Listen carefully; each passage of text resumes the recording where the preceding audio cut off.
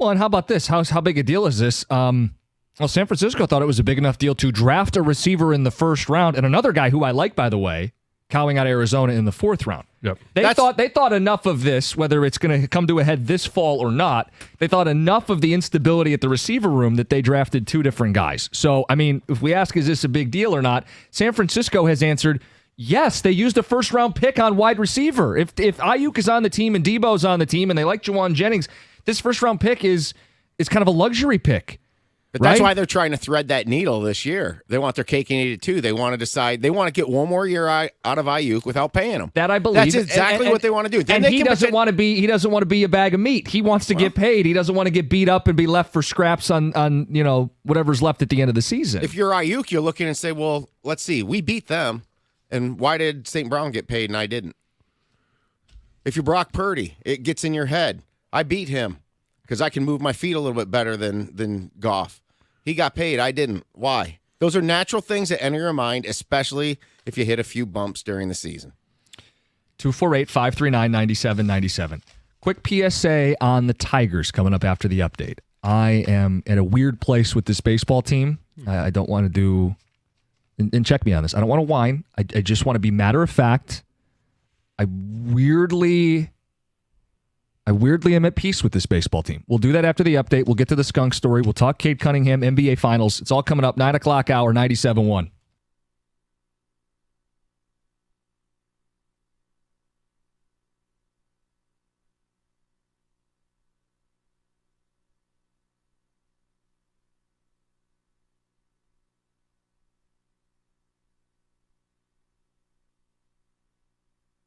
Brought to you by Twin Peaks. The NBA Finals are over. Felt inevitable, but the Boston Celtics did indeed win their 18th championship by beating the Dallas Mavericks in Game 5 at home, 106-88. Jaylen Brown earning Finals MVP, which happens to be named for a Celtics legend.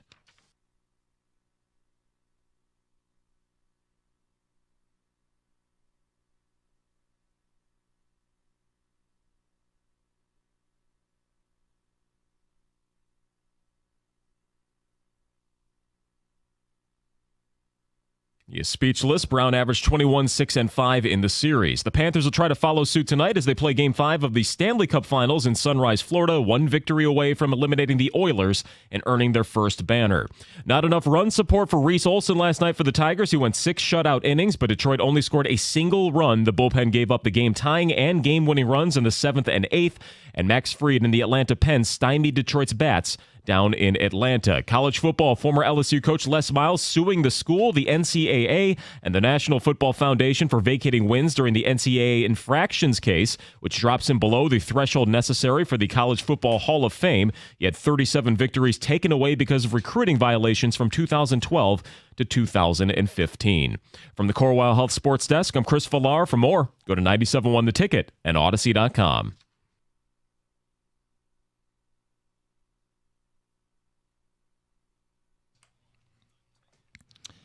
Oh, one more thing for the 9 o'clock hour.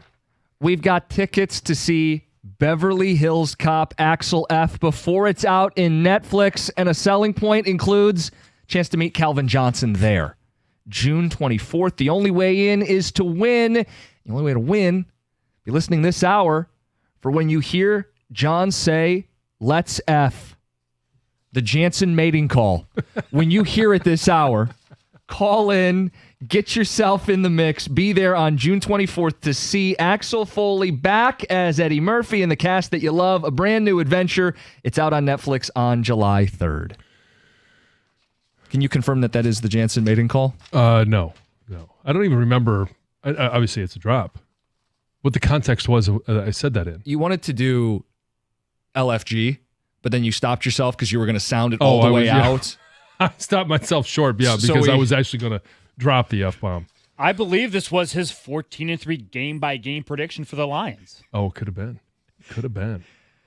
LFG. Still on that train, by the way. Even more so. 14. I'm closer to that train than whatever Rieger was peddling that Friday I missed. I'm so sorry, everybody. The 10-win, the Depress Express. No thanks. Yes. But you know what? You fought the good fight. Hey, still good enough to make the playoffs. It's all about the Super Bowl, right? Yeah, well, listen, and that was the conversation we had when the schedule first came out. Whether you're 14 wins or I'm a hater at 12, the real goal is going to be defined by what they do in the postseason. And they've earned that they are now defined by a Super Bowl. And here's the absolute beautiful thing about where the Lions are right now. We are debating about 10-win seasons. Nobody here, and I don't know what they predicted in the afternoon or in the midday. No one is at 9-8 or 8-9. We've had some callers and some texters, and I understand you're always going to have that. But in a large part, the debate is what number is it going to be? What double-digit number? Is it 10, 11, 12, 13, 14? It's a beautiful time, It's John. a beautiful time. It's a beautiful time. You mentioned the afternoon show. One last note on them. Mike will be in today. And I got a sneak peek of one of the topics they're doing, something that happened at the Celtics game that Valeni was at. I do not want to spoil it, but I cannot wait to hear them get into it because Mike, people watching, fan behavior, something he saw at the Celtics game en route to their championship. Something offended him? He called someone at the game his mortal enemy. Oh. How many people were there? It's a lot of mortal enemies. All right. Tigers. I said I'm weirdly at peace with this team. They're not good, and I think we can end the charade. This idea that they're in some sort of quasi-contention. They're now 6 games out in the wild card. They are, and have been, double digits out in their own division. They are at their lowest point of the season right now, 4 games under 500. They continue to waste good pitching, Reese Olson last night. They continue to struggle to produce consistent offense. 25% of the games, they've been held to 1 or fewer runs. They've punted a quarter of their games. We have reached a point, and I have reached a point anyway, where I am at peace. They are going to get what they wanted.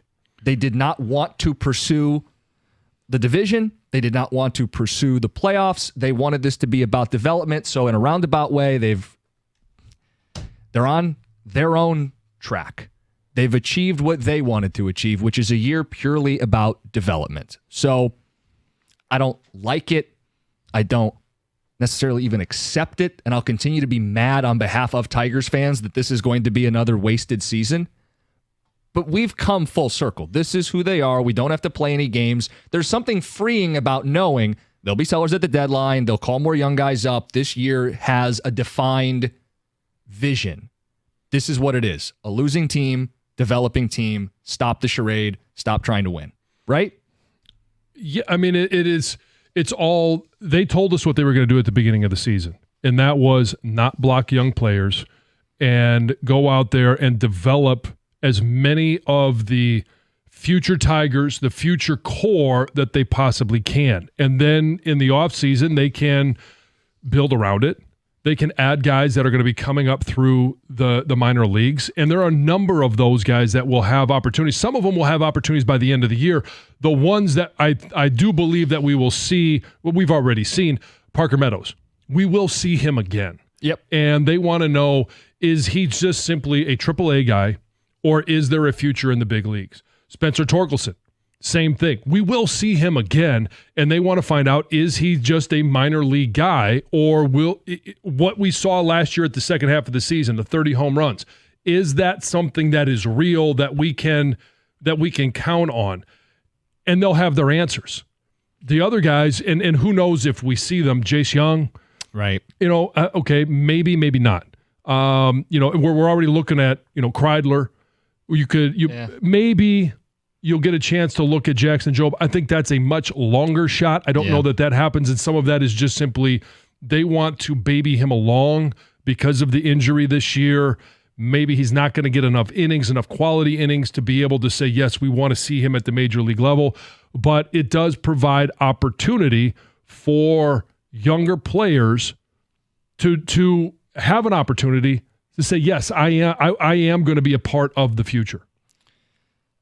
I'm not really sold that Kreidler is going to... No, I don't think so either. Right, and I don't know that all of the guys are going to get called up, but some will. I do think some will, and it just, I feel like at least there's a clear direction, right? When you're teeter-tottering, win 2, lose 3, win 2, lose 1, you're just kind of teeter-tottering, there is no direction.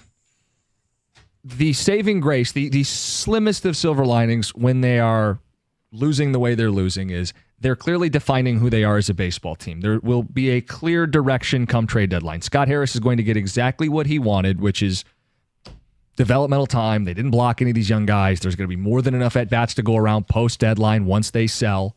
This is what they wanted. As depressing as that is, this is what they wanted, and we've reached a point where I'm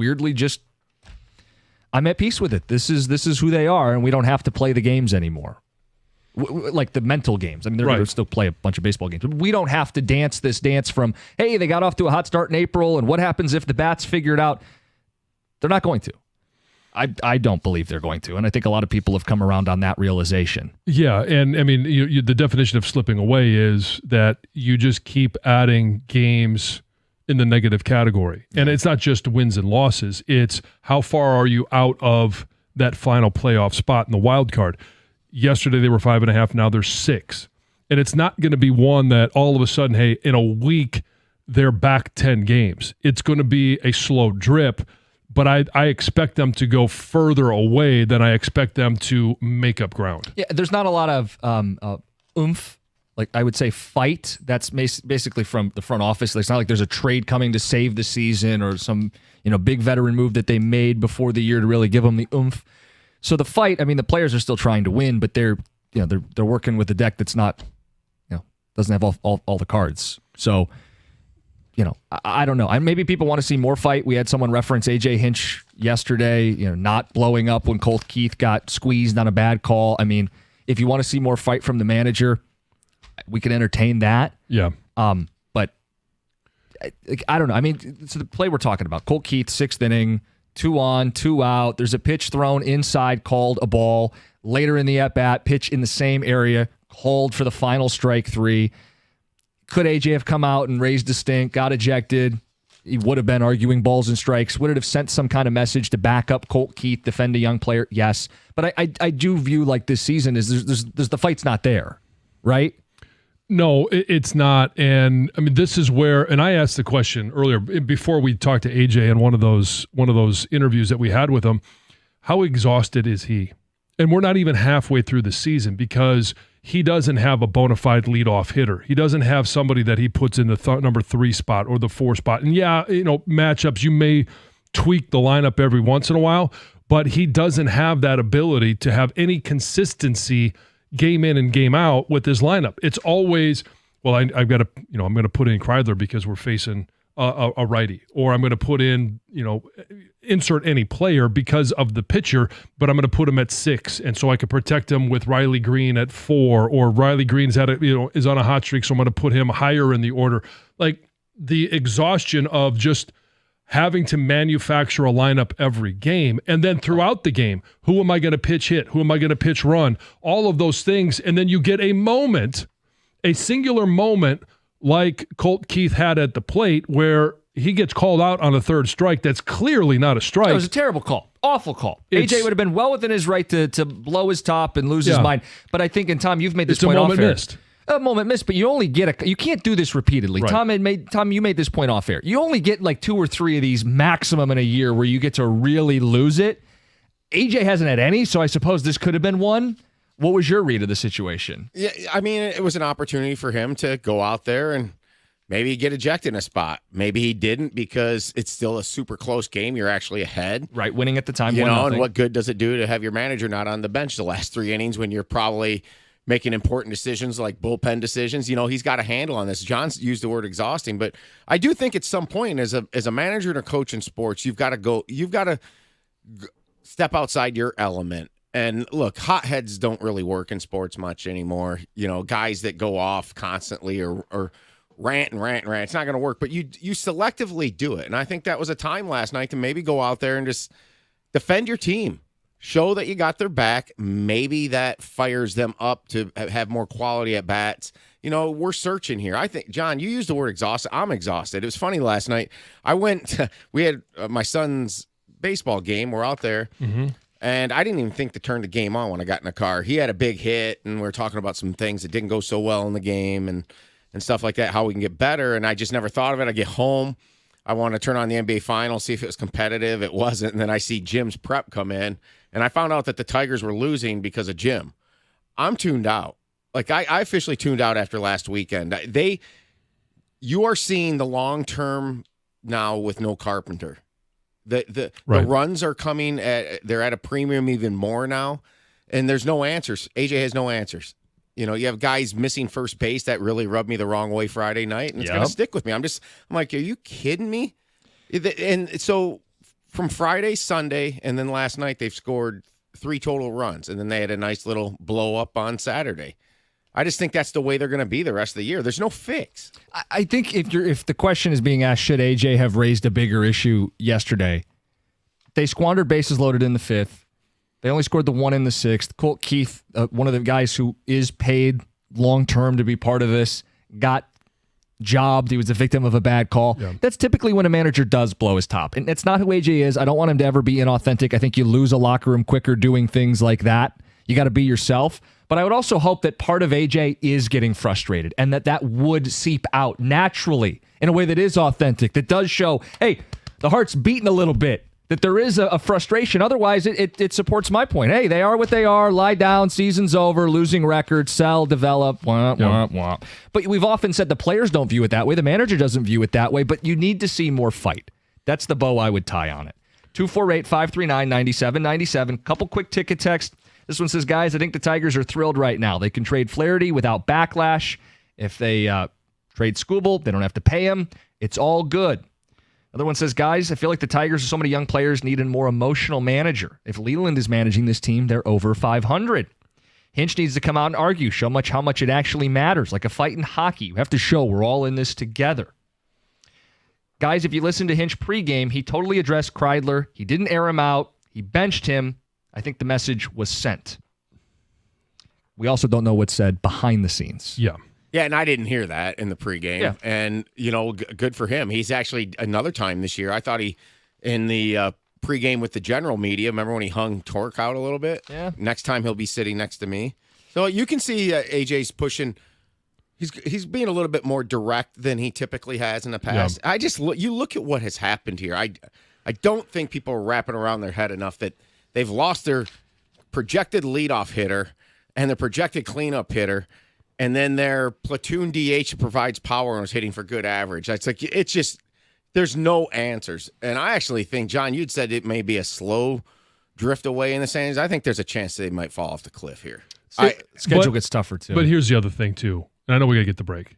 It gives the fans, and it should give Scott Harris clear direction come the trade deadline. Which was my thinnest of silver linings, weirdly at peace with it. There's a clear direction for Scott Harris. We don't have to play pretend. Speaking of things that stink, our baseball team and skunks. Mm-hmm. The moment, pre-show, we'll get to next, 97.1. Hey, when it comes to managing your finances, you need a bank that gets you and is genuinely interested in your success. That's why I bank with First Merchants Bank. Whether it's your business banking or day-to-day personal banking, First Merchants Bank is 100% interested in helping you prosper. First Merchants bankers are attentive.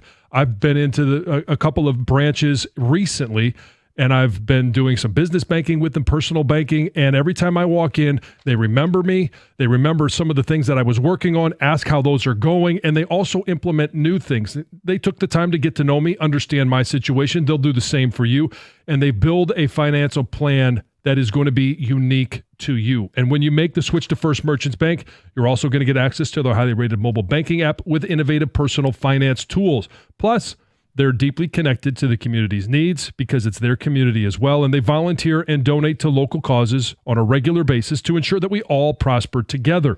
This is the difference of 100% interest in you.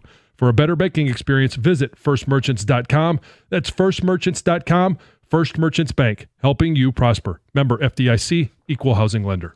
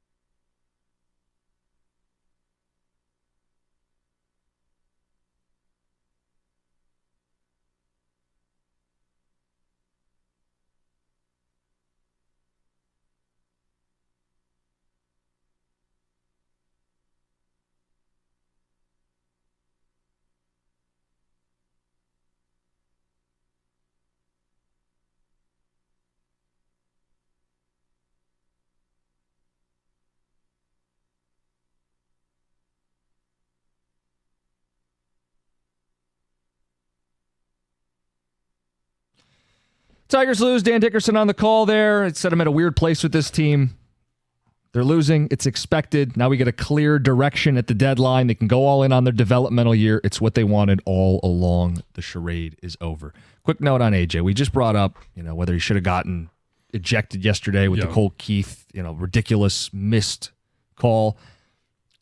I'll just say again, I want him to be himself, but I want part of who he is to be someone who's getting fed up and frustrated. Does that make sense, John? Yeah, but I mean, is it fed up and frustrated with a public showing, or is it fed up and frustrated and trying to make something happen behind the scenes without throwing young guys under the bus? And because AJ doesn't seem to be a guy. Yes, he has called out. He called out Spencer Torkelson, and Tom brought it up. And it's about the next destination is next to me on the bench, and now they've sent him down to AAA. They did it earlier with Parker Meadows.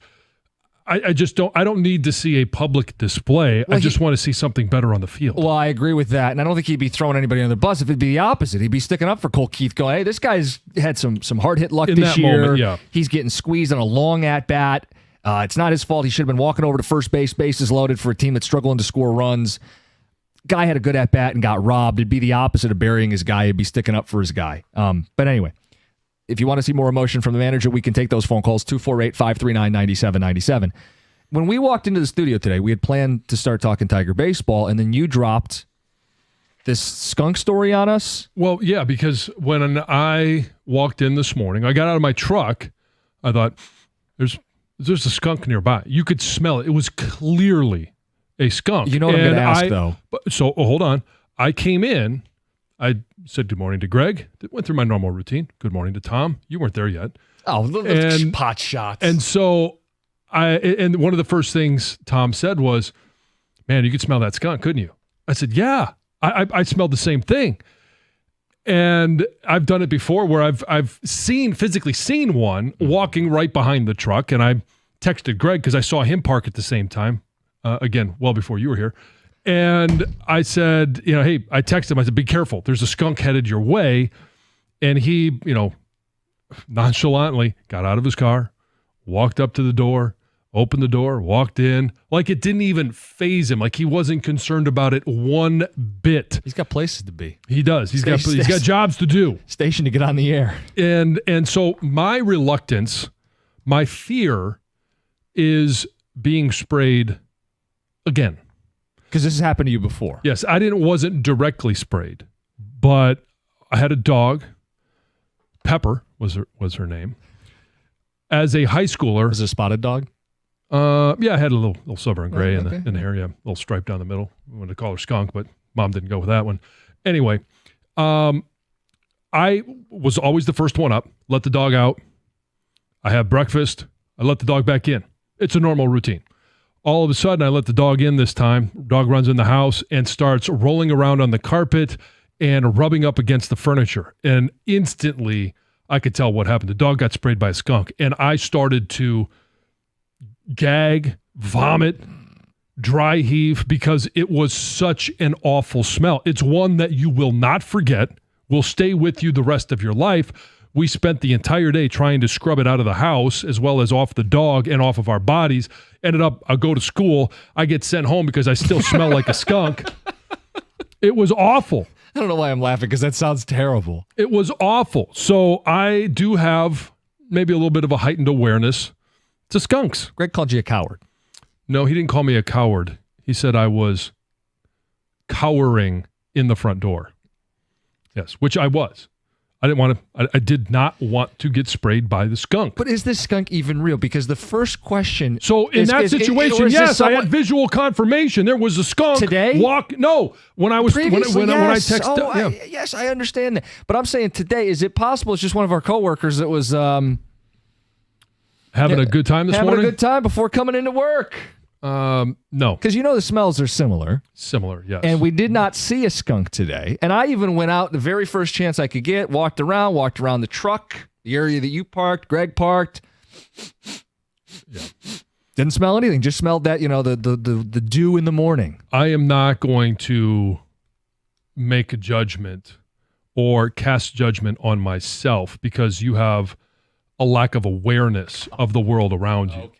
This is Jim Costa, and I'm just going to go through probably your day, especially today since it's warmer outside. It is, I walk from my bed to my EV, I unplug, I drive to work, nobody can hear me coming, I park, I walk in, no awareness of the world around me. I do the show, I walk out to my car, I drive home, walk into my air-conditioned home, and my day is done. Not leaving because it's hot and steamy outside. The awareness that you have, I think, is somewhat lacking. And your olfactory sense, to me, is underdeveloped because it was pungent. I'm telling you, unless the skunk ran away and the smell dissipated incredibly quickly, I don't know that there was ever a skunk. Look, so Tom, you smelled this? Yes, I've been working in this building since 2012, and this routinely happens in the spring, summer, early fall skunk smell. Yeah. Every once in a while, and it was pretty bad this morning. I can't believe you didn't smell it because it was real. This is not fake. Again, awareness. Yes, exactly. Well, hold on. Where do you park? Just, I mean, not that this will matter for anybody almost else. next to you where you do. We're a couple cars apart usually. Okay, because that's again, awareness. I park closer to the front. It's just a straight shot in. I actually smelled it when I turned off the car before I opened up the door, and I'm like, oh boy, I hope that thing's not camped out right by the doorway. Mm-hmm. And I'm surprised that the smell was gone by the time you got in, because all kidding aside, you were only about 10 minutes behind us, maybe? Maybe 15. John's going to make it 20 before the end of the show. Right, that's how we do it. 248. But no, I mean, it is bad here, and it's usually it lingers, like you can smell it into the building sometimes and stuff. Yeah. But I learned one thing this morning about John. I haven't heard you, I'm not saying coward, because that's a strong word, but you like usually aren't like, I'm not even saying afraid, but no, I would. You hate skunks, and you want I don't want to nothing get sprayed. I don't want to get sprayed by a skunk. Like, I don't want it to ruin the rest of my in the week. woods, but you'd run from a skunk. Yes, 100%. And there have been times too where we have deer that are literally standing right next to the door. You almost got to push them out of the way to get in, and I have no problem with that. You just they move. They're not going to, in large part, charge you, do anything to you, kick you. They're just going to move. A skunk is just going to stand there, look at you, turn around, and show you their best part. I've had 2 instances around skunks, never been sprayed by them, so maybe my opinion is different. I want no part of it, but I don't know the true magnitude of what that actually... You don't, trust me, you don't ever want to know. That's fine. One time, got out of the car in the driveway. This is pre-EV, just for you and your... so you had some ground clearance. Right. Dead skunk in the driveway. Now, I don't remember hitting it. It may have been my wife's car that hit it, but there's a dead skunk in the driveway. No smell issues. Get it out of there. We don't know how it ended up there. The only other time would have been when I was out in Grand Rapids, lived close enough to the bar, decided to walk home. It's dark out. Swore I saw a skunk. That's one thing, John, you can attest, you don't mess with. So I quickly pick up the pace. I'm not going to run, but don't want to be the guy who's walking home drunk from the bar and gets sprayed by a skunk and ruins the entire weekend. Those are the only instances, even close calls, that I've had with skunks. Ticket Texter says, I had the same experience as John. Let my chocolate lab out in the front yard the other night. He came in and destroyed the house. Yep. Says, to make matters worse, my wife was in the hospital, very pregnant. Oh, well, you got to get that stink out before they come home. Twin boys, the smell lingered for months. Oh. Someone says, I love to think that there's a small group of people whose only memory of John Jansen might be that he was the skunky kid in school. It's hilarious to me, John and Allen Park. We've got some skunk stories on the phones and ticket text. We're going to get to the Pistons before the hour ends. It's 97.1. Moran Chevrolet. All right, guys, summer road trip season is officially here. You need a new set of wheels. Head up north this summer. Get to Moran Chevrolet and make sure you're all set. You can lease a hardworking 2024 Silverado for only $279 a month. 0 down for 24 months. It's a great deal. Pick up your new truck or have it delivered directly. It's supposed to be that easy. It's Moran Chevrolet, where you always get the best price, period, on Gratiot north of 15 Mile in Clinton Township. That's Chevrolet. Together, let's drive.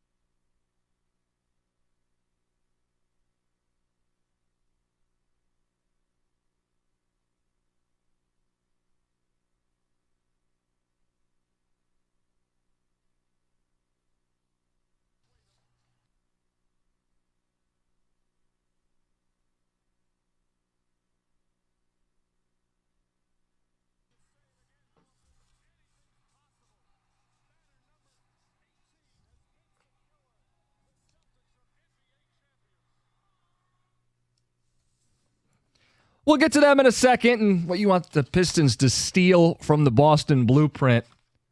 We learned this morning, John Jansen, history with skunks, nearly had another run-in today. Let's get to the phones. Tina in Livonia. Tina, you're on 97.1. Hi, good morning, guys. Thanks for taking my call. Yeah. What's up? So this Tuesday night, this past Tuesday, not today, clearly, last Tuesday night, it was time to let the dogs out for bed. There were some baby skunks trying to exit the yard, and my husband was basically shooing them as quick as possible before they saw them. They had 6 feet to exit. My female decided to grab the last baby. Needless to say, the baby was unharmed as she was sprayed instantly in the mouth, running to the backyard, foaming at the mouth. Her brother rolling, panicking, and that smell is so toxic you can't even breathe. Yeah. Yikes. You are trying to do anything you can to stop smelling it, and nothing works. No, nothing does work. So I really wanted to go to bed, and I was stumbling into work the next day because we had to do some skunk spot treatments on the deck because it was too late to do a bath. So everyone needs to watch out for those babies because they're out there. Oh, yeah. What are you supposed to do? I'm sure you've Googled stuff. What are you supposed to do? Like they say tomato sauce or what? What are you supposed to do? Tomato sauce. We used Scope, the mouthwash. No, so we have keep this product in your house because she never learns. Is it called Skunk Miracle? No, it's Nature's Miracle De-Skunker. Nature's Miracle De-Skunker. Okay. At a local pet store? Premier Pets. Okay. Go to Premier. Yeah, go to Premier. I'm sure they have it. And if not, ask them because that's one of the best. We don't use tomato juice or mouthwash. Luckily, we had that. So, yeah, that's what I recommend. And then does that work on you as well?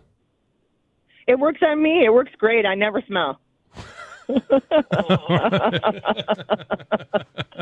So, yeah, you should try it too.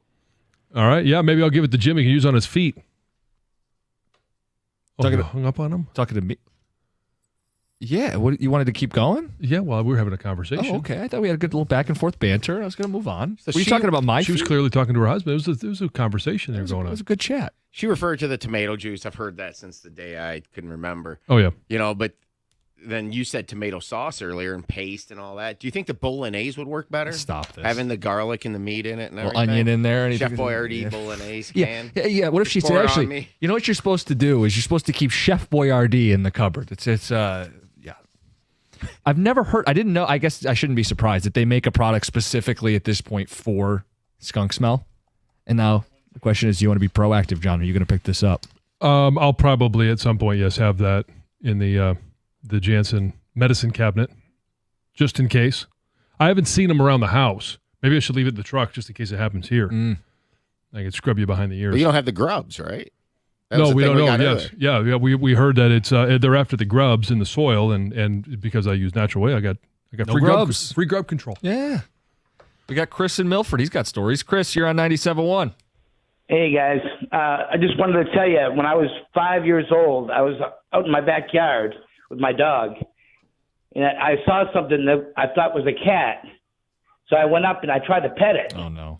And I got sprayed, and my dog got sprayed. Oh, It was crazy. It'll teach me not to go near that again. so what did you do at that moment? Because you don't want to spread the scent in the house. How did you get it off He's you? 5 years old. I mean, I Well, don't- my parents took me in, actually, and they put me in a tomato juice bath. Oh, okay. All right. Come on, Red. And the dog too. So It's that's how they took care of that problem. Yeah, you learned that lesson young. Yeah, I did. Anyway, guys appreciate have a the- great day. Yeah, appreciate you it, too. Chris. I'm sure that was quite the scene. Him and the dog in the bath of tomato sauce. Yeah, splashing around, having a good time. Got to do what you got to do. You notice your story involved a dog. Yeah. Caller's story involved a dog. Oh, they get after it now. Yeah. I don't ever hear about people's cats messing with skunks. It's almost like they're like a smarter animal. Like they can tell, they know what not to mess with, they keep their distance. Because does your cat ever go outside other than the catio? No, we're not going to let him get hit by a car or something. I mean, come on. But yeah, he's outside. In theory, a skunk could walk up to the catio, go, hey, it's a pretty nice pad. I'm going to see if I can settle into that hammock. But a cat doesn't mess with skunks. So no, your catio it's not a fenced in like. No, yeah, he can't get out. So a skunk can get right up to it. Yeah, oh come on, man. It's but not, you're comparing apples and oranges. But hold on, has no, anybody if your ever cat heard was their an outdoor cat, it would mess with a skunk. John, we're on the air for another 20 minutes. Someone call in and tell me their cat has ever got into it with a skunk, because it's always a dog. Always a dog. On the phones and the ticket text, I've never heard someone say their cat was mixing it up with a skunk. Siding with you on this. I was just thinking the same thing. Reasons to have a cat. Not that I want a cat or want to have a cat over a dog, but this would be a reason. Make a tally in that column. You got the dumb dog that just walks up and tries to be friends with the skunk, and the cat's, hiding and lurking. Okay, we don't need the inbreeding. 248-539-9797. No comments. Jace, Filter. Jace on a cell, you're on 97.1. Hey guys, how's it going? What's up? Good. So yeah, as a kid, we used to go out and hunt skunks. So Why? we were at my buddy's farm, and we were walking around one evening, and there we came a pile of them. And so it was like, well, let's go back to the barn, grab some shotguns, strap some mag lights, and we fought back. So obviously, I mean, this is one where I think accuracy would matter. And if you're going to spray it with some shot, you have a risk of popping everything that's going to stink. There was a few times where it stank. There was a couple times where there was no stank. Just depend on how quick you killed them. Why are you hunting skunks? Of all the animals you could hunt, that feels like one that could blow up in your face. When you're, in middle school and looking for dumb things to do, you find dumb things to do, I guess that makes sense. That sounds like a decent idea to me. Oh, it was fun. I figured John would enjoy that. Oh, yeah, absolutely. Well, you're the hunter. You'd never hunt skunks. Well, no. I mean, there's no, at least I'm not aware of any nutritional value or medicinal purposes. Do people eat skunk? I mean, they eat all kinds of stuff. Sure. Squirrels and... Yeah, there's a lot of things that you can eat. Squirrel is great. It's one of the best. Would you try skunk? No, probably not. Like if it was prepared properly, like you... I'm not going to skin one. Right, but someone else took that risk? Yeah. No, I'm still not trying. Okay. It doesn't sound appetizing to me. 248-539-9797. Some ticket text coming in. We can spend a brief moment on the Pistons and what part of the Boston blueprint you want to copy, but I see where people are at today. I'm not going to fight it. You guys want to talk skunks? It's next, 97.1. Hey, summer is upon us once again, and we are very well aware because of the heat that we are living through today, and maybe you wish you weighed a little bit less than you do right now. There's still plenty of time this summer to make that a possibility. If you're looking to lose 10 pounds, 100 pounds, or anywhere in between, all you got to do is go to idealu.us right now, and you can learn more about it. Don't wait. It's idealu.us. Book today, and you're going to get a free consultation and find out how you could be 15, 20, or even 30 pounds lighter in just 30 days. IdealU is a Michigan-based weight loss company, and they've helped thousands of people just like you and me lose weight. In fact, over 90% of IdealU customers lose at least 20 pounds in just 40 days. That is a tremendously good success rate. I lost 10 pounds in the first 10 days. I lost 60 pounds overall with IdealU. And if you want to weigh less, go to idealu.us. Sign up now, and you're going to get a $200 Visa gift card. Start your summer off right. Set your goal. You got time to take care of it right now. Lose weight and get $200 of a Visa gift card. Lose 15, 20, or even 30 pounds in just 30 days.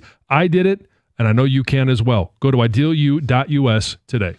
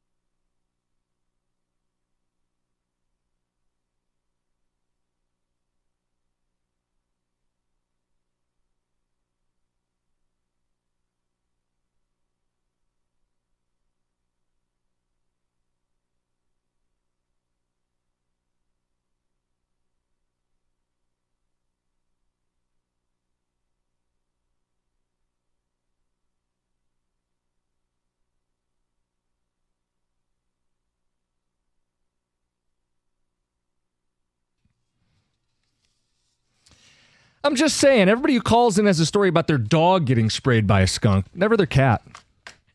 Nobody cares about their cats. Smart animals. Yeah, they don't leave the house. Just like you today. As opposed to dumb dogs. Texter says, I have both a cat and a dog. Cat's outside all the time, sometimes all night. Never been sprayed by a skunk. Dog has been sprayed in my backyard. Ryan in Royal Oak. Texter says, basketball team so bad, we'd rather talk about skunks. Aaron in Madison Heights. A basketball team and baseball team. Yeah, baseball team. Yeah. Ticket Texter says, skunks don't stink as much as the Pistons. Most Detroit fans could care less about the freaking Boston Celtics. Thank goodness the NBA season's over. I'm not going to pretend that anybody listening cares about Boston's championship. Okay, we're not doing a parade today on the air. No. I only bring them up because we care about being where Boston is, NBA champs. Yeah, getting back to a championship season. The thing I'd like to steal from them, and there's no shortage of things, they did this very well. At any moment, they have 5 shooters on the floor. The Pistons played stretches last year with 3 non-shooters. Can't play that way. Boston most made threes and hoops in the regular season and the postseason, and they did it at the highest clip, okay? They did it patiently with Tatum and Brown, both guys who by themselves, you go, I don't know if they're good enough to be the number 1 player on a title, but they complemented each other. Imagine that, where you don't just draft players, but you try to complement those players. And it didn't happen overnight. I'm more confident in Cade, having seen Brown go, 5 years before making an all-star game, and now he's the finals MVP. Cade's good enough. Follow their blueprint. Put shooters around him. That's the blueprint. That's what I want to copy. Yeah, and it can't be a whole bunch of guards and a whole bunch of bigs. You have to have people that can shoot reliably, consistently behind the arc. And not only that, but play defense. What they did, Boston to Dallas, in regards to Luka Doncic and Kyrie Irving, like, they shut down Kyrie all except the one game, and it was really felt like that was just one game that he just didn't want to, that Boston didn't want to be there. They wanted to win at home. Yeah. By the way, Ben in Westland won the tickets to see the early screening of Beverly Hills Cop Axel F. before it's out on Netflix. It's June 24th, and you got a chance to meet Calvin Johnson at the screening. The only way to win, the only way to get in is to win, and we're giving them away all week long on the show. Axel Foley's back as Eddie Murphy. Cast you love. And the actual series, that actual show, movie, comes out on July 3rd on Netflix. Yeah. Nice job, Ben. All right. He heard the drop, the Jansen mating call.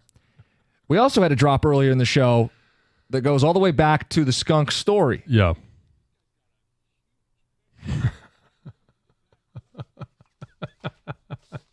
Yes. I was talking about the bravery that one Greg Hargrave showed by walking right past the skunk into the front door, and I said, I'm not doing that. I'm gonna go around the building in the other door. He didn't go in through the rear. No. All right, ticket text 248-539-9797. Gentlemen, regarding the stink in the parking lot, are you aware that Doug started colonoscopy prep yesterday? Oh, I did hear that on the way home. You might want to contact him. Make sure he made it out of the parking lot. Brian in East Lansing. In Oakland Township, my dogs have been sprayed 8 times in the last 10 years. Each time, I don't find out until it's too late and they're already inside. The weird thing is, I kind of like the smell. Unnamed ticket texter. You're weird. Sorry, you're weird. Very weird. Yeah. Skunks have a very distinct smell. Anyone who grew up in Michigan would know this. John in Dearborn Heights. This is a good point. Because I said I walked outside today, couldn't smell it. Yeah, we're not really sure. I mean, you claim you want me to bring my have birth lived certificate? your life here in the state of Michigan, yet you've never been to Canada. You haven't been to Bronner's. You don't even know what Bronner's is. I did drive by one of the signs that said Bronner's. I sent you one. I know. I was coming back from Tennessee. I was in Bowling Green, Ohio, and there's a big ass sign that says Bronner's, Frankenmuth, Michigan. Yep. What is Bronner's? And now that you don't even know what a skunk smells like. I do know what a skunk smells like, John. Do you? I do. And I think if there was one, and a little awareness might help you. I'm disputing whether there was one. If there was one, it clearly left before I got there. Which leads us to the second point. Maybe you should just arrive a little earlier. Okay, don't make me out to be Gator. Let's get to the phones. That's a different level. Who's waiting the longest? Daniel and Warren, you're on 97.1. Hey, good. Can you guys hear me all right? Hey, Yeah, we what's got up? you. Awesome. So I actually have a solution to prevent skunks. About 5 years ago, my Rowdy had gotten sprayed in the backyard, and since then we've been pouring white vinegar around the perimeter of our fence line. And for these 5 years now, I haven't had one single skunk or rodent come back. Huh? Just white vinegar, flat out white vinegar, not mixing it with anything else. No, I just went to a Walmart, got some white vinegar, just started pouring it around the fence line, and no more skunk. There you go. Sounds like a solution to me. Yeah, perimeter around the house. Yeah, maybe I'll have to bring some of those into work here. I'll just put it on my path, since you're not bothered by it, and Greg's obviously not bothered by it. Gov and I can park next to each other, and I'll create a nice little safe path for us to get into the building. By no means do I want to get sprayed. I'm fat. Like, you have a fear of skunks. Oh, Like, I've been sprayed. This is the first time I've seen John's shown a little fear in something. I thought you didn't fear anything. Little vulnerability. Yeah. Well, I don't want to be sprayed by a skunk. I don't think that there is I don't either. anything groundbreaking about that. I'm just surprised. I would have guessed you would have walked by one to try to get in the door. Had I not been sprayed before or been next to my dog that got sprayed, then I may have. But having that experience, nature versus nurture, nature is winning this one. And it doesn't surprise me that Greg would do it, because I'm convinced nothing phases Greg Hargrave. Nothing phases him. He did, and I got to be honest with you. When I text him, he got out of the car and he responded, okay. There was no skip in the step. There was no sense of urgency. It was just, I'm walking in the building. I'm going to go about my daily business. Didn't faze him at all. Gator, did you see a skunk outside on your way in today? They're gone by now. I did not. Okay. I did not. Okay. I believe did. they're nocturnal. Right, so we'd be more likely to see him on our way I'll into see 'em work. during the day, though. Yeah. Do you? Yeah. Okay. I like skunks. Always love skunks. Wait, what? Oh, really? Why? I think they're cute.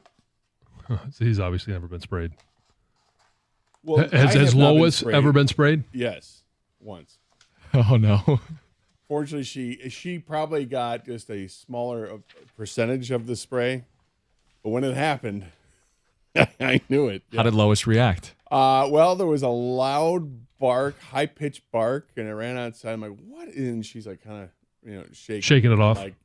And I smelled something in the air, because if you're near the smell when it first happens, it's not the smell you smell typically with a skunk. Right. When you're right there, it has like an electrical scent to it. It's weird. Oh. It's a different type of smell. And then it dissipates and it turns into what it turns into.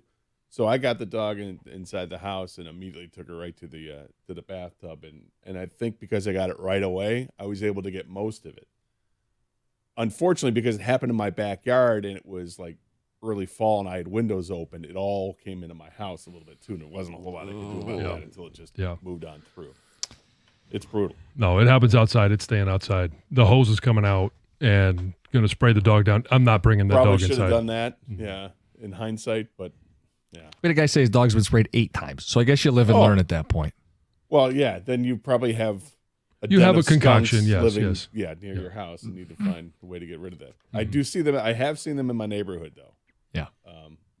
And I do think they're cute.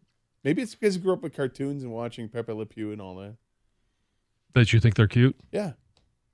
People point out that's the argument that cats and skunks can coexist, is the Pepe Le Pew cartoons. Now, looking back on Pepe Le Pew, yeah, dude, creepy. Was like, serial stalker, sexual assaulter. Yeah. Are you kidding me? Didn't age well, Pepe Le Pew. No, Pepe Le Pew is like the worst aging cartoon in the history of cartoons. Like, this guy should be locked up. I mean, you think about that. It's like, what were we watching as kids? Like, this was a skunk that was forcing himself on cats that looked like skunks because some cat happened to go underneath a bench that had been freshly painted white. So now it's got the white stripe down its back, and Pepe's like putting his best moves on the thing, and the thing's like, no means no. Pepe didn't care. Still going at it.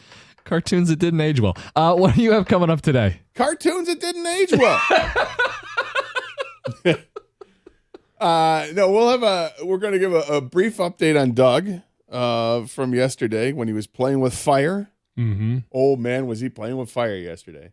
And we'll get to that coming up right out of the gate. Perfect. It's Gator next. Carson Anderson, 97.1.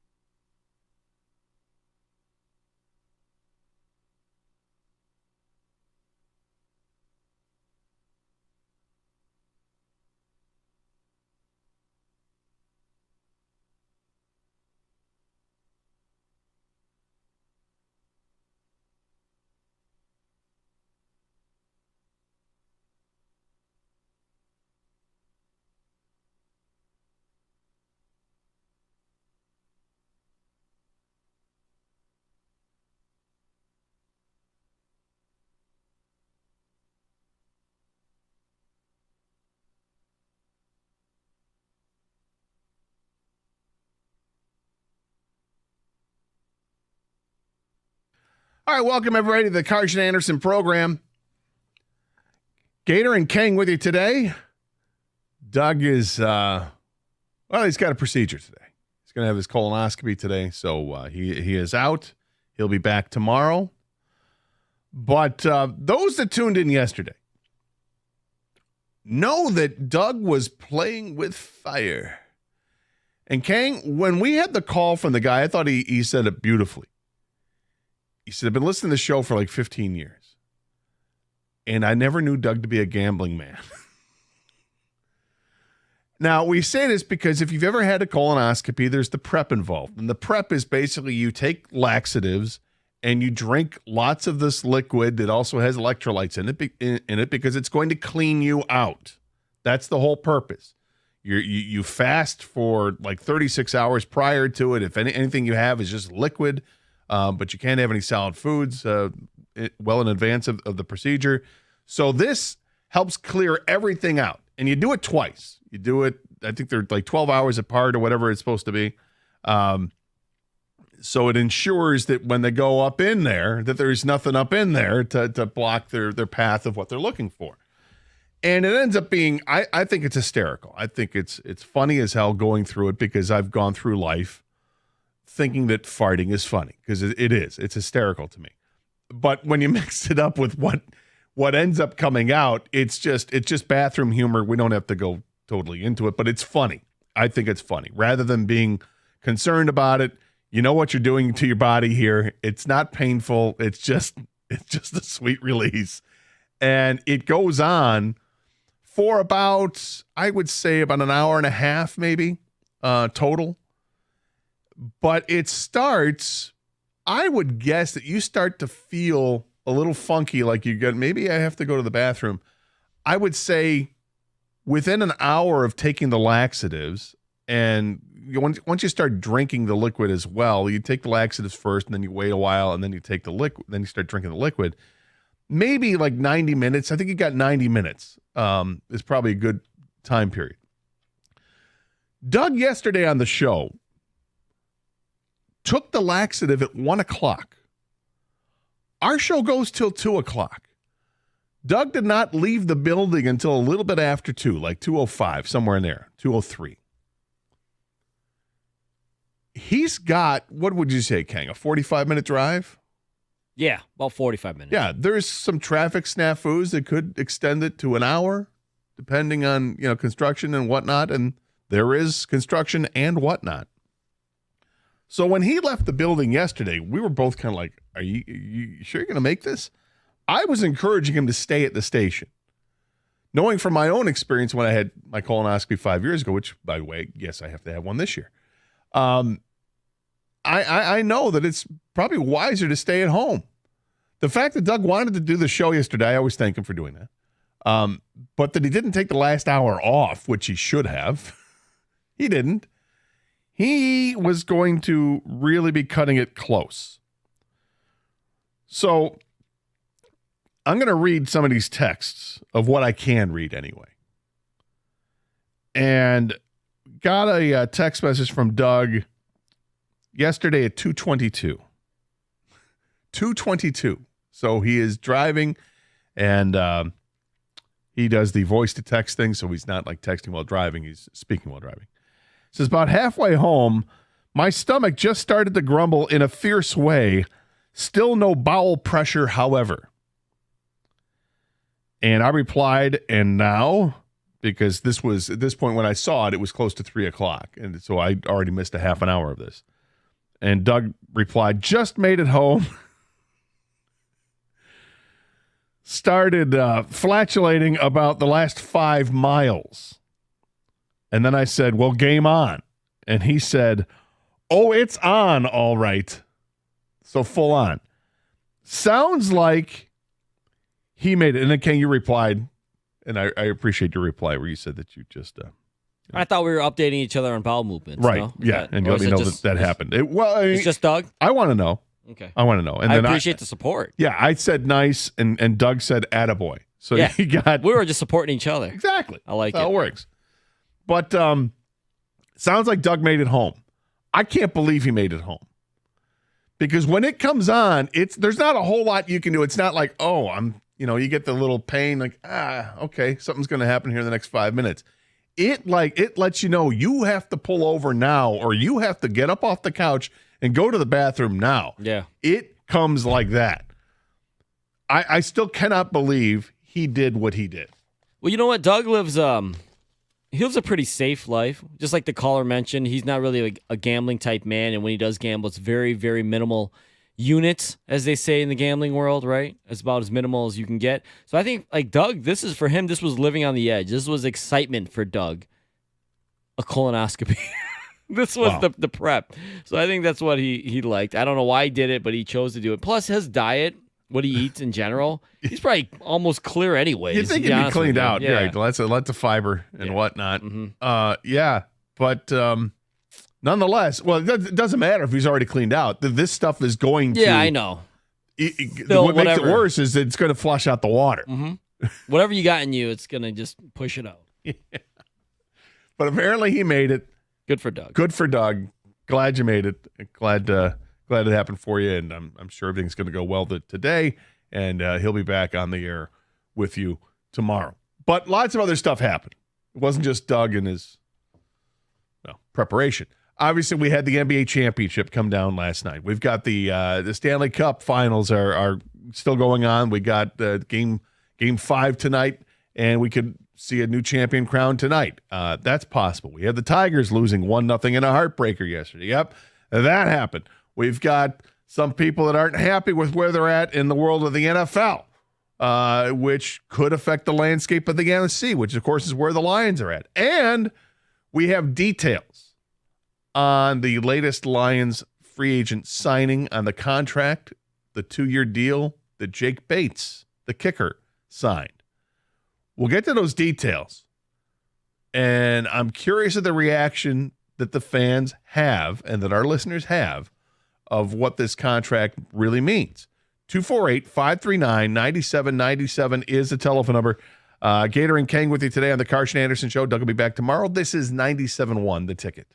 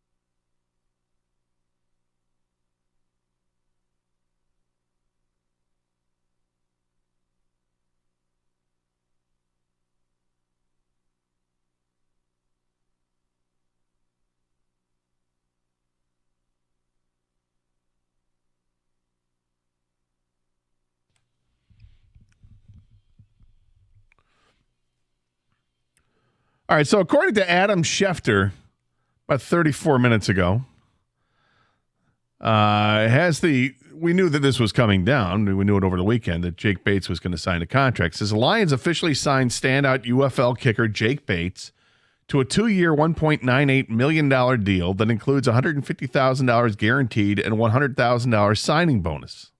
The deal was negotiated and confirmed by his agent. So that's done. What's interesting is, first of all, the number $1.98 million couldn't go 2. So it's not $2 million. It's almost $1 million a year on average. But it's a 2-year deal, and only $150,000 of it is guaranteed. So what does that tell us? Tells us there's competition. That's what it is. It's open competition. And if you make the team, then you get the $1 million. If you don't make the team, here's $150,000. Thanks for trying out. Which is a hell of a tryout fee, but obviously you want to make the team. And I imagine that if he doesn't make the Lions, that there still would be other interest from other teams. And that the Lions would keep close tabs on him based on what happens with their own situation. But nonetheless, he's part of the 3-man race, with Badgley and Turner being the other two kickers in camp. What does this mean to you, Kang? So it means a couple things. First of all, I love it because it means this contract is not a big contract at all. There's going to be real competition here.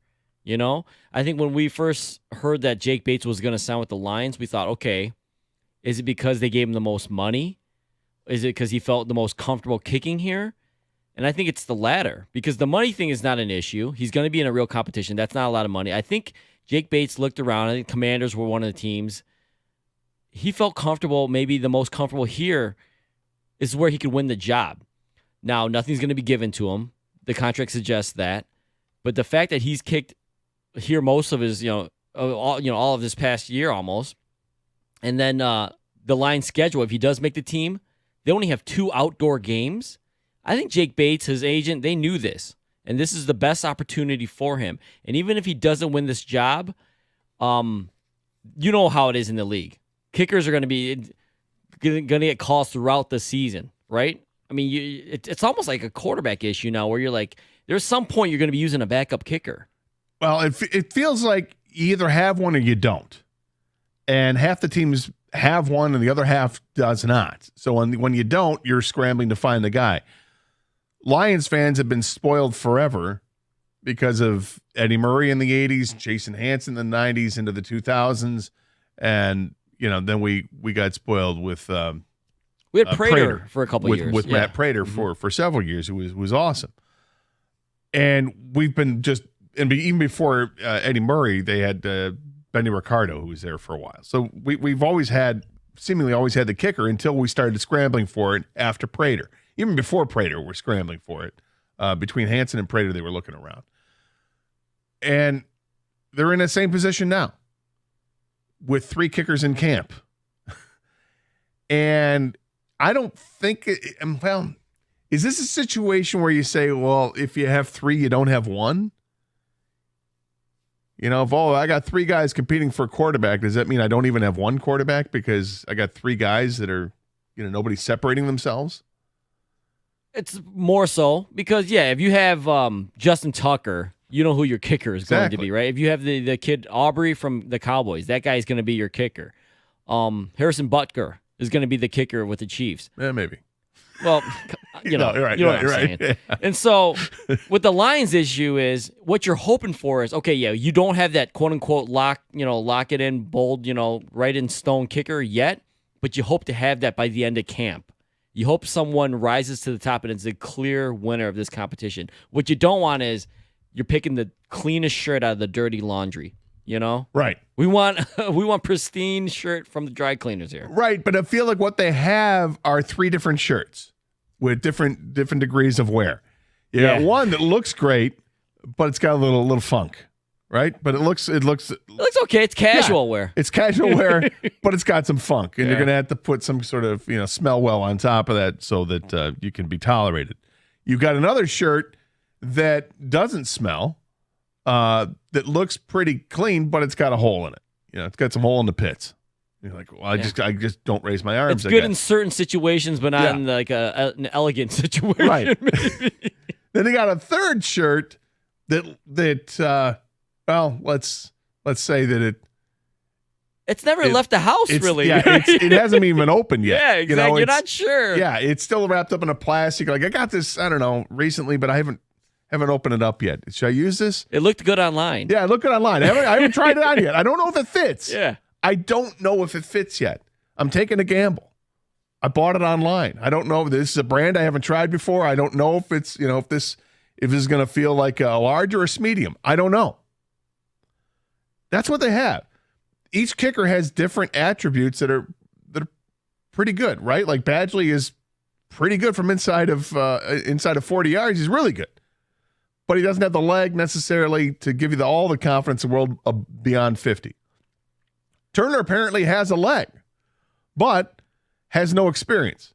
You only kicked the 1 year in college and kicked pretty well, but it's just the 1 year, so you don't have much of a sample size. And then you got Jake Bates, who didn't kick in college, who played soccer, goes to the UFL, and has everyone's attention here locally in particular because he starts off by kicking a 64-yard field goal. And because he kicks for the Michigan Panthers, and because Lions, well, we've been hurt before with long kicks going in against us and the inability to kick the long kick since Prater left, we all took note right away. And now we were following week by week. You would get the update because nobody cared about the rest of the team, but you cared what Jake Bates was doing. Panthers win 20-17. Jake Bates with 3 field goals, 52, 57, and 45. We knew what he was doing each and every week. So we're all very interested to see how this goes. I love this contract. I love it because it's all there. You guys compete for the job. All right, 3 kickers. Probably just one spot. I know Doug was trying to bring up the idea. Is it possible that they could have more than one kicker? It's possible. We get a specialist for whether it's for long field goals and kicking off, and then you got another guy who's a specialist for kicking inside of 45 yards. I can buy that that's a possibility. But I tend to think that that's not going to be the way with the Lions because I think the Lions would love to have that extra roster spot for another pass rusher or another guy in the secondary or whatever the case is. But I love this contract idea. It makes all the sense in the world for me. Make these guys earn it. You got a couple guys in camp that have big legs, and then you've got the NFL veteran in Badgley. In the end, I love it because it's not a big contract, and the most important thing is they got him here. All I talk about, remember, the whole time he was kicking in the UFL was they got to get Jake Bates in the building. He's got to be competing in Allen Park, and they did it. And so that's all I can ask for. Let them, let it shake out how it's going to shake out. 248-539-9797 is a telephone number. Same number to text if you'd like to contribute that way. And let's start things off with Dave on a cell phone. Dave, welcome to 97.1 The Ticket. How are you, Dave? I'm good, Gator. How you doing, man? All right. Good. I love this. I think it's something that the Lions have been lacking for a really long time, a big leg. And plain and simple, kickers win football games. I know no one puts a lot of weight on them, but kickers win big games, and I predict him winning at least one game during the regular season for us, and I predict him beating the San Francisco 49ers in the NFC Championship. That's what you think is going to happen?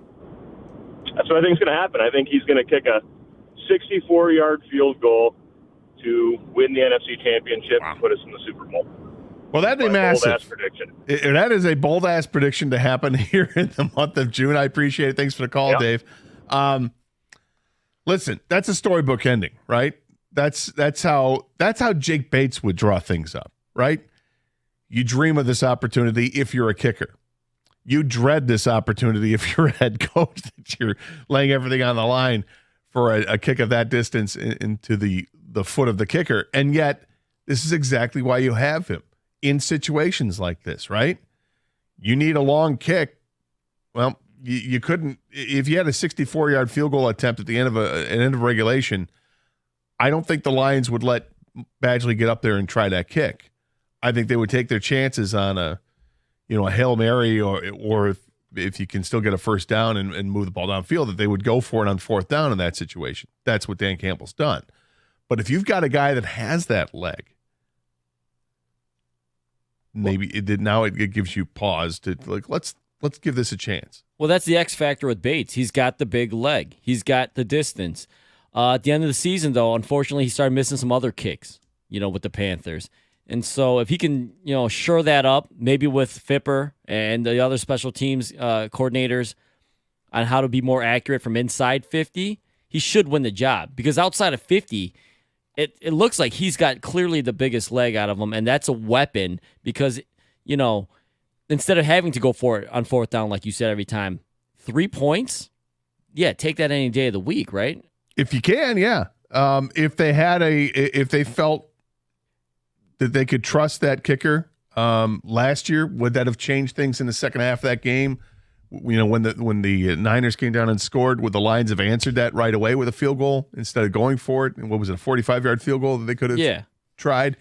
Instead, they went for it on fourth down, threw the pass, and Reynolds dropped it. And it just spiraled out of control after that with the next few series that totally changed the game. Yeah, but that was 4th and 2, so debatably. I still think they'd go for it. Yeah, exactly. I do too. But if it's 4th and 20, you're going to have to punt or kick a field goal. Because you know what I mean? If it's 4th and 8, if it's 4th and 5. So now if you have a big leg kicker, you can kick the ball. You don't have to just punt. Yeah, I think if that situation last year were 4th and 5 instead of 4th and 2, and you had a kicker that you had confidence in, I think they kick it. But it was 4th and 2. I agreed with the decision at the time that's what I would have done. I can see the other side 100%. I could see the other side. Just answer the field goal and keep moving on. Unfortunately, everything else happened after that too. Then you had the crazy bounce off of Vildor's helmet, and then you had the fumble, and just bad things happened. But that was in the past. 248-539-9797 is a telephone number. Lions have agreed to terms with the kicker, Jake Bates.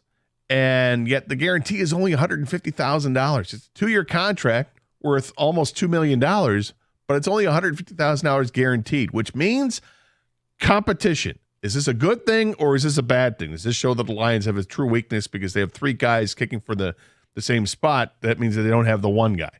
Or is it a great thing because the competition will bear out the best kicker of the bunch? 248-539-9797 is the telephone number. More of your calls and texts as we continue here on 97.1 The Ticket.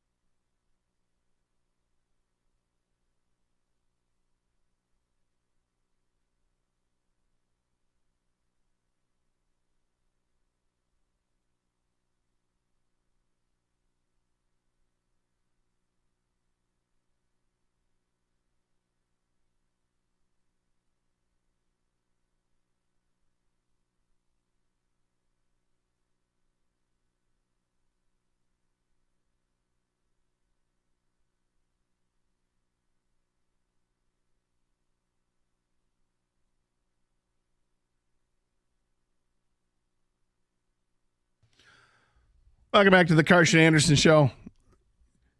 Gator and King with you today. Doug will be back tomorrow. He's having his colonoscopy today. And yes, he would want people to know. Get your colonoscopy. Make sure that you're everything's clear back there. Obviously, we lost someone very dear to us, Jamie Samuelson, years ago to colon cancer. And this is why we promote this. Please get checked out, guys, early and earlier. It used to be like 55 was the year. Then it was like 50. Now they're telling you 40, 45. Get checked out. Please get checked out, and you can catch it early, and it's very treatable if you can get it if you catch it early. 248-539-9797 is a telephone number. We've been talking about the Lions and the announced signing now of Jake Bates, the kicker, a 2-year contract worth just a shade under $2 million total with $150,000 guaranteed. Now, it's not $1 million guaranteed. It's $150,000 guaranteed, which leads us to believe that you got to make the team to get the money. So until then, it's like a $150,000 tryout, and the Lions have 3 kickers in camp. I think it's a good thing. I think you've got, at the very least, you know that you've got a pretty accurate kicker in Badgley. You're just hoping to see that you can get more of a leg from that position. And if the other guys have bigger legs but don't have the accuracy, if it's me, I'm going with the more accurate kicker. That's what matters to me. Because then you just stay aggressive offensively like Dan Campbell has been. You go for it on 4th down and short. You don't worry about it as much. You're like, hey, look, this is who we are. And that was that close to being NFC champions last year.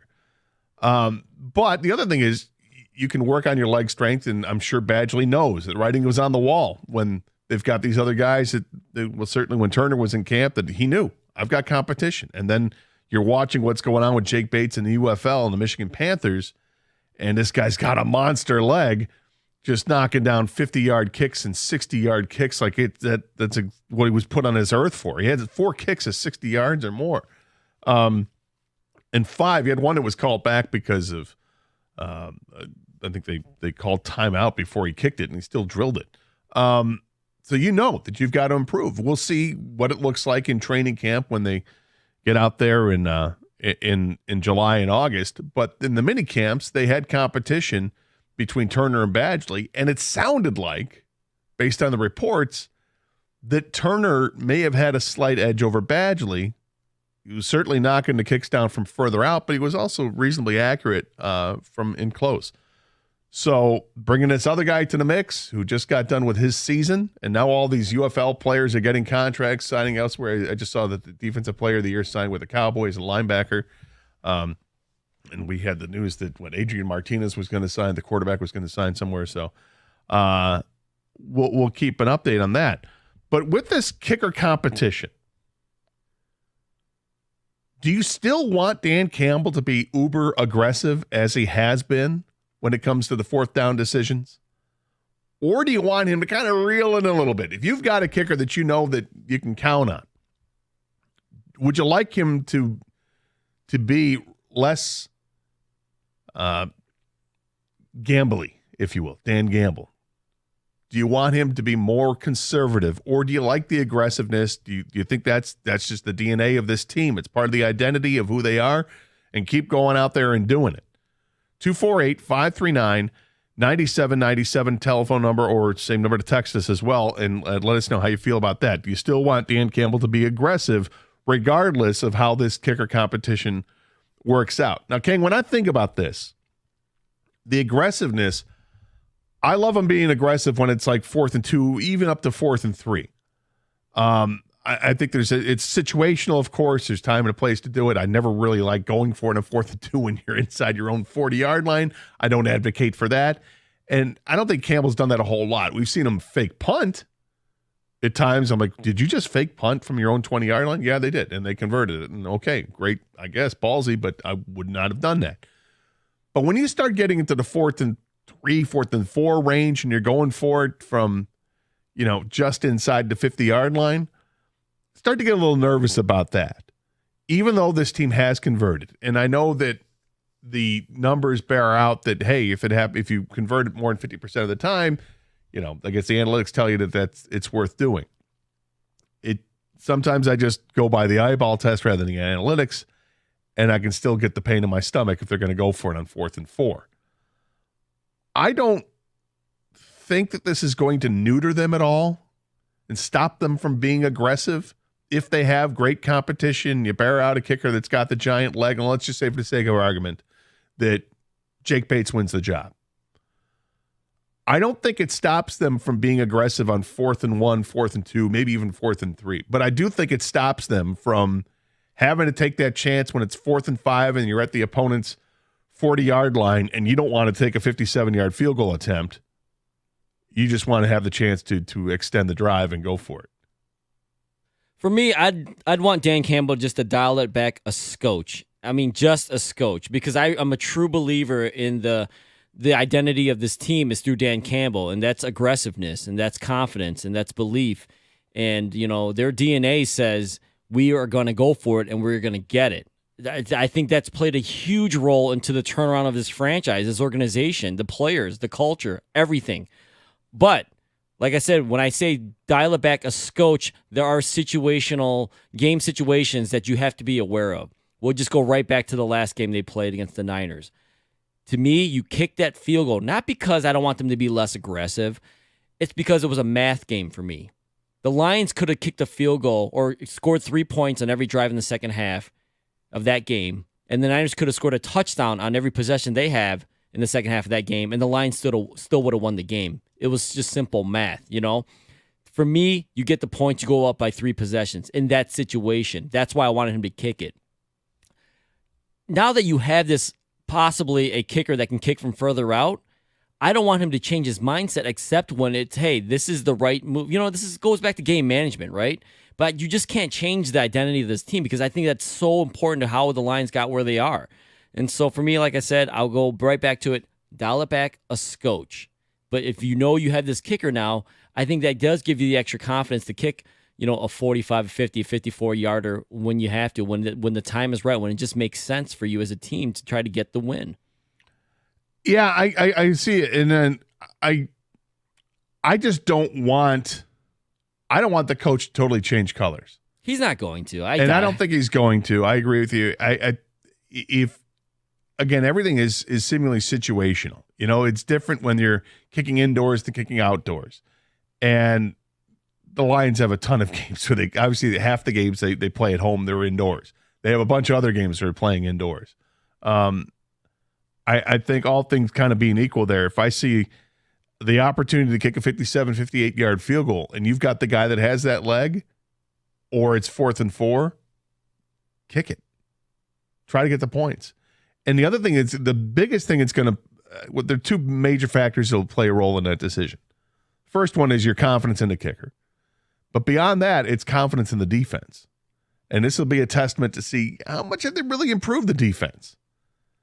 You know, is it that vastly improved like we think and hope that it is? I mean, we're going to see a new secondary out there, almost a completely new secondary, certainly new corners. We're going to see other guys competing for that defensive end job outside of on the opposite of Aiden Hutchinson. They're banking a lot on the defensive line coach being good enough so that those guys get home more often. There's a lot of factors that go into thinking that the defense will be better. We won't know if they're better until we see the games actually being played. But those are, to me, are the 2 factors that are going to change the way that they process, do we kick the ball here or do we go for it? And are we going to stay uber aggressive? Yeah, to me, like I said, I think it changes it, but not as much as everyone would like to think. This is like another weapon for Dan Campbell. Like if you're Jared Goff, you know you're going to Amon-Ra St. Brown. That's your go-to guy. But you give him Laporta, that's another weapon. You give him Gibbs, that's another weapon, another option. I think this is just another option for Dan Campbell. He wears his emotions on his sleeve. He is who he is. He's not fake. He's not hiding who he is. We know he's ultra aggressive. He's going to be that way. But now you give him another option, where he can kick it if he has to. I think that's all it is. I think he stays the same, and I don't expect too much different. Now, there are going to be times, like I said, situations come up where, they're going to kick it because they have the leg or the kicker to do it. Got a couple of calls, got a couple of texts we want to get to. We'll do that. Do you want Dan Campbell to stay aggressive regardless of how the kicking competition works out? They just signed Jake Bates today. It's a 2-year deal, but really it's It's $150,000 guarantee in that contract, so it's a $150,000 tryout is what it comes down to. Plus, they've already got Badgley and Turner in camp. It's a 3-man competition to win the Lions' kicking job.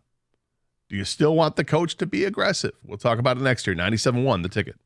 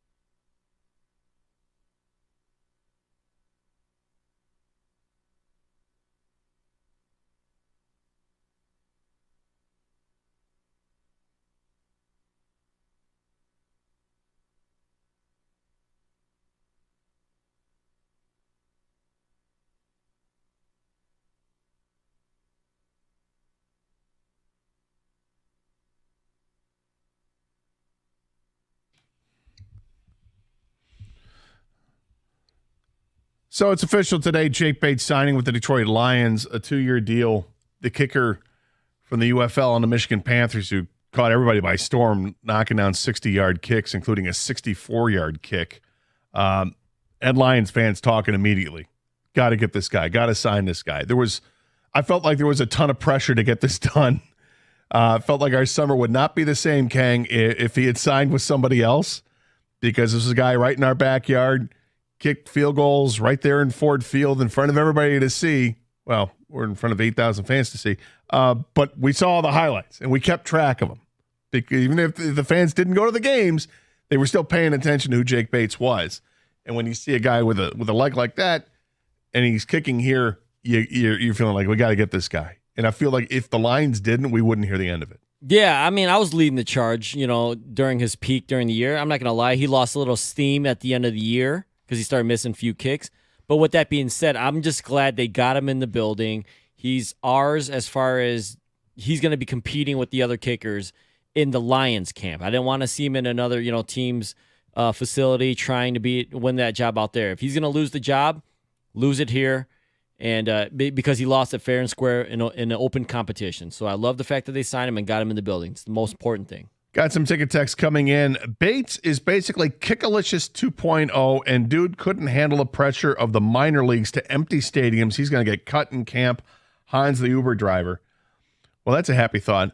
I wouldn't say he couldn't handle the pressure of the minor leagues to empty stadiums. The final game, when they lost in the playoffs, he was 4 of 6 for field goals. He knocked one down from 53, he missed one from 51, and he had one blocked from 44. The other 3 kicks were shorter kicks, and he knocked them all down. So he missed 2. One was blocked, and one was a 53-yarder or 51-yarder. I don't think that's choking under the pressure, or what do you say, that couldn't handle the pressure of the minor leagues to empty stadiums. He knocked down a bunch of kicks from beyond 50 yards. The one thing you can't really improve too much on is leg strength. Like, he has the leg strength. What I'm hoping for is, because like I said, he lost some steam at the end of the year, missing some kicks. I'm hoping for, with Dave Phipp and the special teams guys with the Lions, they can correct certain techniques that he may have. Like, a little hitch in his kick, maybe a step here, a step there, part of his routine. If he can lock certain things down and he starts making kicks inside of 50 more consistently, that's what you hope for. You got to leave room for a guy who can get better. I can only imagine he's going to be better, because if you think about it, he's been a soccer player, right? He was at Arkansas, but didn't really kick there. Didn't really kick even in high school because he was playing soccer, but he wanted to kick. How much instruction has he really had? You know what I mean? And now he's getting an opportunity at the NFL level, but he's already got this, no pun intended, leg up in the process, because it is a big leg, and he showed at the UFL that he can certainly kick from deep. Now it's a matter of getting the right technique and honing it in, and you're getting coached at the NFL level. I imagine that it's only going to be better for him, that he's going to be a better kicker for it. Now, will it be enough improvement where he's going to outkick the other guys who have been here? And Badgie's kicked in the NFL for years, and Turner, who obviously kicked in college at Michigan. It seems like it should be a heck of a competition going on between the 3 guys. And I do think that he would be better. I don't know if he'll win the job, but I would imagine that when all is said and done, he'll learn an awful lot more and be a better kicker because of it, because of the instruction he would get at the NFL level. Yeah, if he loses the job, he loses the job. Yeah. I mean, that's fine, Hans, the Uber driver. If he chokes, if he can't handle the pressure, okay. But there is going to be a point, possibly, whoever wins this job doesn't hold on to the job, or he gets hurt, and they have to go back to be like, hey, so how was Jake Bates? How was, Turner? If Badgley won the job, you're going to have to possibly call one of these guys again. So I think it's good to get these guys, all 3 of the guys in the building, and find out. Bro doesn't have to uproot his life. It's a very convenient signing for both parties. That's from Dave in South Lyon. I agree. Phil from Southfield says that Dan Campbell needs to be who he is. I'm behind him 100%. To me, the aggressiveness is on how good the defense is. Shutting teams down, take the 3 points. That's Jody in Orange Park, Florida. Well, if the defense is good, then hopefully the field goals that you're kicking are to put you up by 17, by 20, and that would be great. A good or above average defense probably should play a role in the decision as far as going for it on fourth down. That's from Daniel and Trenton.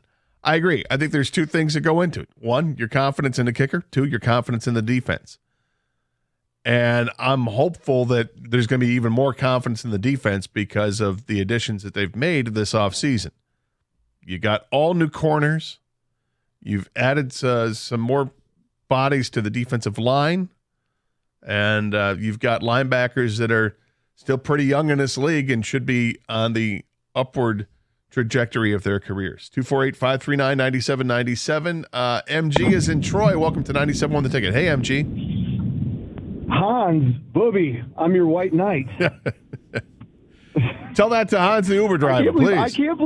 I can't believe I had to do it. I was expecting you to say it the minute you had a ticket text from Hans that you go right to. I got a lot going on in my mind, MG. I can't be as sharp as I normally am. It's okay. I've got nothing going on, so that's why I was able to get the joke. So it worked out perfectly. Thank you. So you already kind of gave my one reason for why I don't think anything is going to change, but I have two as far as Dan Campbell's aggressiveness. The first is I don't think that the increase in quality of kicker is going to outpace the increase in quality of defense. So if there's a nervousness about going forward on fourth down because you put your defense in a jam, we saw that Campbell was willing to do that last year with, we'll call it a good to mediocre defense. And I just think that the jump in the quality of our defense is going to outpace the jump in the quality of our kicker. The second reason I don't think it's going to change is, and this doesn't get talked about a lot, I think a lot of the fake punts, going for it on fourth down, all that stuff, it was less desperation and more overall strategy. When Green Bay or the Bears or whoever we're playing is doing their install for the week against the Lions, because, they all focus on just that week, they're not able to spend short periods of time just talking about special teams, or strategically they have to worry about what 3rd and 8's going to look like, because the Lions might run a draw because they're playing 4-down run game football. And it completely changes how other teams approach us, how we play against them. Like, I think it's a larger part of the strategy and why our offense plays so well, because teams can't just pin their ears back on 3rd down and assume that we're going to throw the ball on 3rd and 12. And additionally, other teams have to focus on things in special teams practice, like fake punt training, fake field goal training, because they don't know what the Lions are going to do. Why would you change that? I think it was a great point, MG, particularly the 3rd down play calling, and because the Lions do go for it so often on 4th down, that really does change things up defensively and how you try to stop the team on 3rd down, because you do have to think about they might actually run it on 3rd and 8 because they don't think that they need to get the 8 yards. They think that maybe they only need to get 6 of the 8 yards or 5 of the 8 yards because it's 2-down territory for them, because that's just in their DNA and what they've done. I think it's a valid point. 248-539-9797. Brad is next up here in 97 on the Ticket. Hey, Brad. Hey, guys. How you doing this morning? All right. How are you? I'm good. I agree with Kang. I hope that it makes Dan Campbell dial it back just a hair, because I felt like in the NFC Championship game, the lack of confidence in a kicker was the biggest factor in losing. There were other things, obviously. But in that scenario, you're not chasing points. You're trying to stack points. And maybe he doesn't go for the 4th down if he thinks his kicker can knock it down. And that'll in turn make the defense better, because defending longer fields, depending on how this new kickoff rule plays out. Yep. It just helps it all the way around, in my opinion. All right, thanks for the call, Brad. I appreciate it. I think another part of the Lions' offense is going to be, and their games this year, it's going to be different. I think they're going to run the ball better. I do. I think there's a lot of short yardage stuff that they can do. Using the tight end even more than they did last year. I think using the running backs out of the backfield even more, as receivers even more than they did last year, because you've got another year of experience. That rookie year of experience is behind Jahmyr Gibbs, and I expect big things out of Jahmyr Gibbs. And yet, I think Sione Vake is also going to play an interesting role with this team as a back who can get the tough yards, but also be a weapon out of the backfield. He's a heck of a receiver. They got a lot of options. And yet still the big question mark is, do they need to add another wide receiver to this team? It looks like, when we go into the offseason, we thought, okay, kicker, that's an area where they have to upgrade. Well, they've gone out and brought in 2 different kickers now to compete with Badgley. Both have big legs. So it seems like that part has been addressed. We'll see if they address anything else with this team moving forward. 248-539-9797 is the telephone number. Got a new champion last night. What does that mean to us? We'll discuss it next year. 97.1, The Ticket.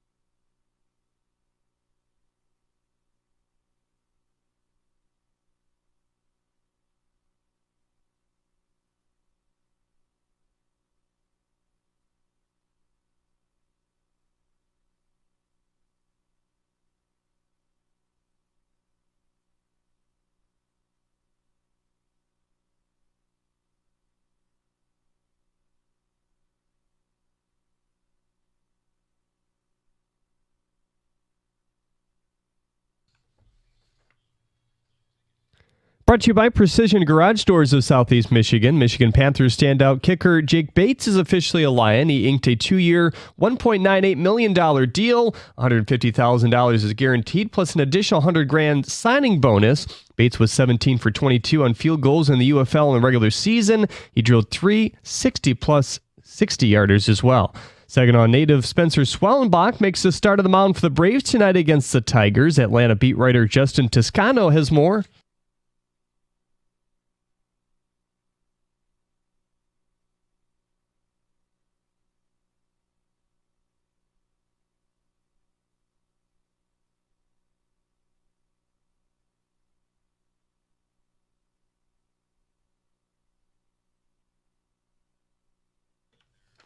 Pre-game begins at 6:55 right here on 97.1 The Ticket. USA Golf has released their 4-player team for the Summer Olympics. Scotty Scheffler, Xander Schauffele, Clark, and Colin Morikawa will represent in Paris. Bryson DeChambeau narrowly missed the cut, which is based off the official world golf ranking. Live results did not count towards that mark, which Bryson also participates in. After clinching a title for the Celtics last night, Kristaps Porzingis will have surgery to remedy his left leg injury. Recovery is expected to be a few months. At the Corwell House Sports Desk, I'm Jeremy Otto. For more, go to 97.1 The Ticket or Odyssey.com.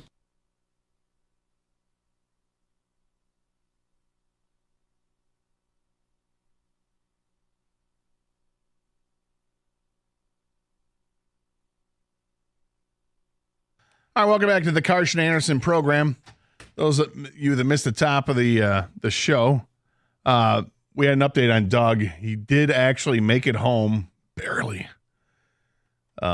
yesterday before the effects of the laxative and the prep work for the colonoscopy he's having today took place. That is not a gamble I would have taken.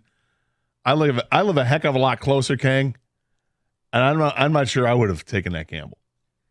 I told you, I really feel like this is like excitement for him. He lives, a very, I would say, planned, precautious, very planned, safe kind of lifestyle. And there's nothing wrong with that. No. I mean, he loves his life.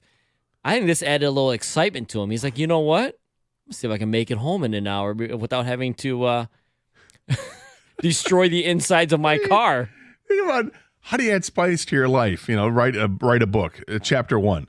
Try laxatives.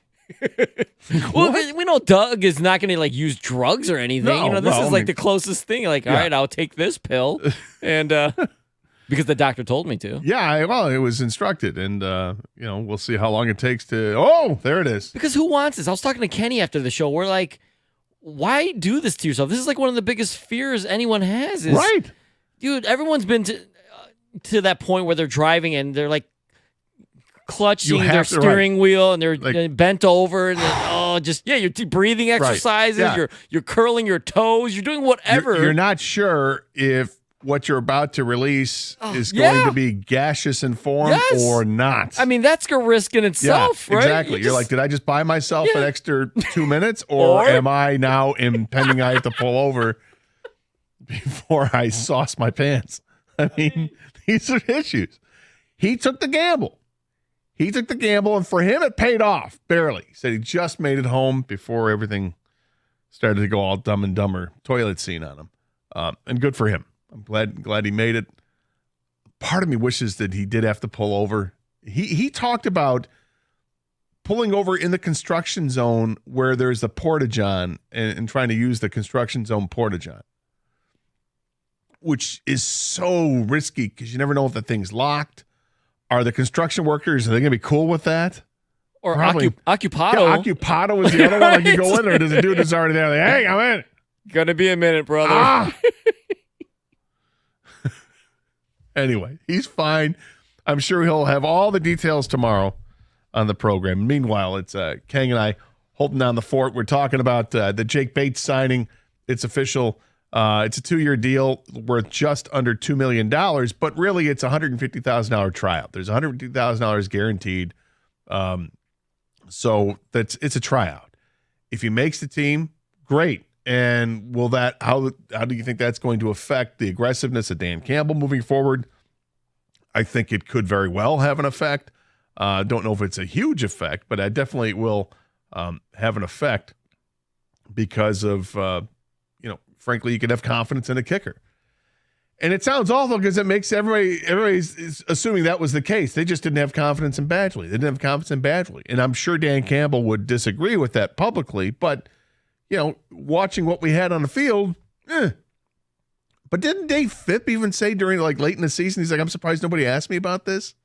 Talking about when they had their kicking competition. Yeah, I guess he dropped a hint. No one picked up on it. None of the beat writers did, at least. Yeah, we had competition all year long. We finally got rid of the guy. So, interesting. And we don't know if Bates is going to make the team or not, but does it make you feel any better that one of the teams that was rumored to be interested were the Baltimore Ravens? They have Justin Tucker. Why would they even ask? Right? Yeah. That's like, finding out in the draft that the Steelers wanted the same guy you wanted. Because the Steelers just draft the same brilliantly. like guard or something. Yeah, they're say that. the linebacker. They're looking for that linebacker. Typically, it's a linebacker. Like they wanted them too. Like, oh, thank God we got him. 248-539-9797. The telephone number. Matt is in St. Clair Shores. Welcome to 97 on the ticket. Hey, Matt. Nice. You also have to figure into how hot it was yesterday. Those porta potties are like 10 degrees hotter than they are outside. It's a sweat box. So, that would have been absolutely miserable. Yeah, that's like the scene from Cool Hand Luke when he's got to spend time in that hot box for like 2 days while it's 100 degrees outside. You don't want any part of that. Doug definitely had the over on the Karsh Casino yesterday. Yeah.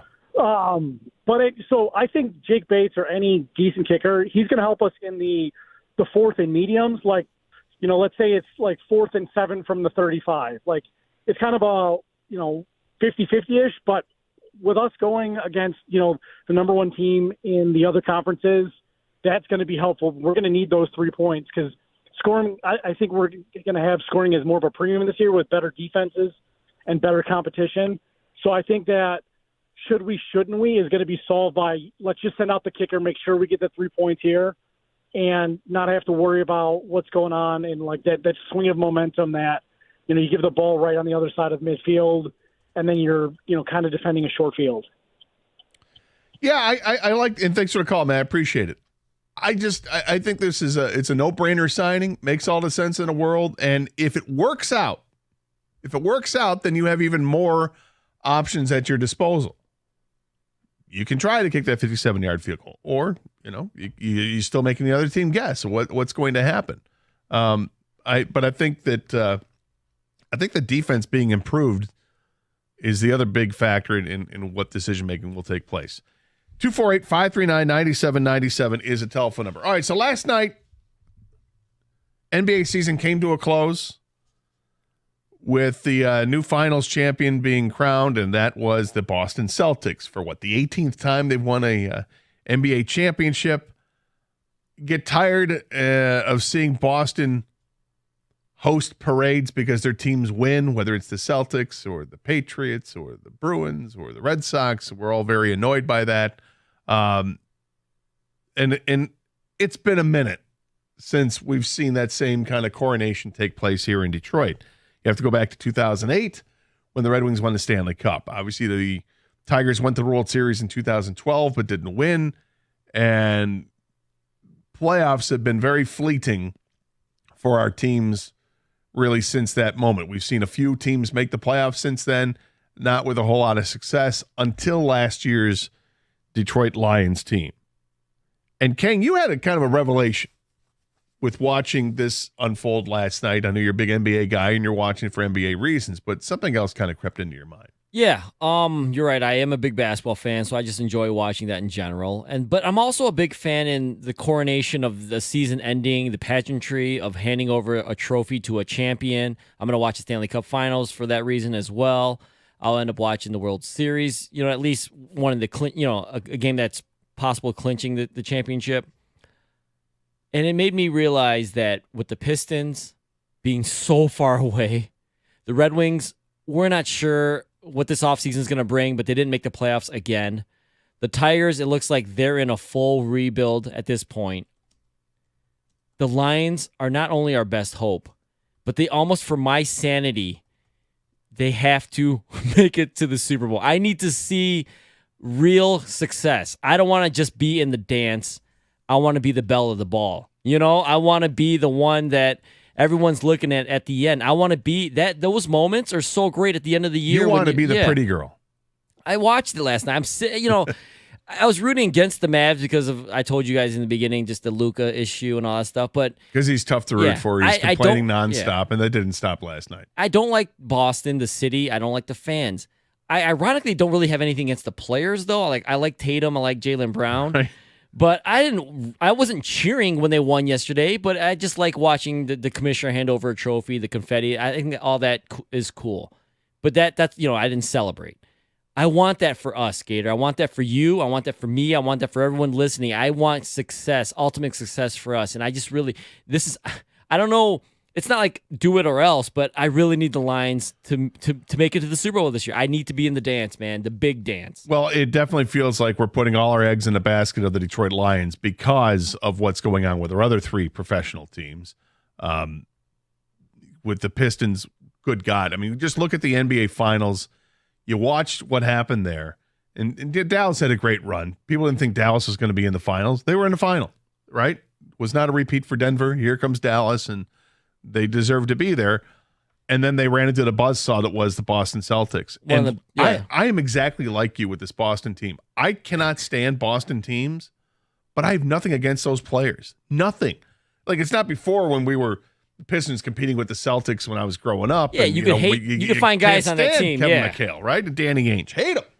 I mean, maybe even recently, Paul Pierce, all those guys. Whatever. Kevin Garnett, don't like you at all. Right, because after the Pistons won their championship in 2003, then a couple years later, they're playing Boston, and that team ended up winning. And I can't stand those guys. But these guys I have no beef with. It is so weird. I have a beef with their fans. I have a beef with their history. The logo, whatever. The colors, whatever. The fat guy in the middle with the cane, the shillelagh guy, I hate it. But these players, no problem with Tatum and Brown. None at all. But it does feel like all the eggs are in the basket because everybody else is so far away. How did it make you feel last night when you saw the Celtics win? Did you have the same thought that Kang did? Please, God, let the Lions be good enough to get. I think it feels like even if you get to the Super Bowl and don't win, it's a win. But yet, you want to win the Super Bowl. You want to have the parade. We need another parade here in Detroit to celebrate a championship, right? How did it make you feel last night watching the Celtics win? And then we got a game tonight with the Edmonton Oilers taking on the Florida Panthers. And if Florida wins, then they get to hoist the Stanley Cup. And that's a team from Florida that's going to win. A lot of emotions going on. What are your emotions? Where are they at? 248-539-9797. This is 97.1, The Ticket.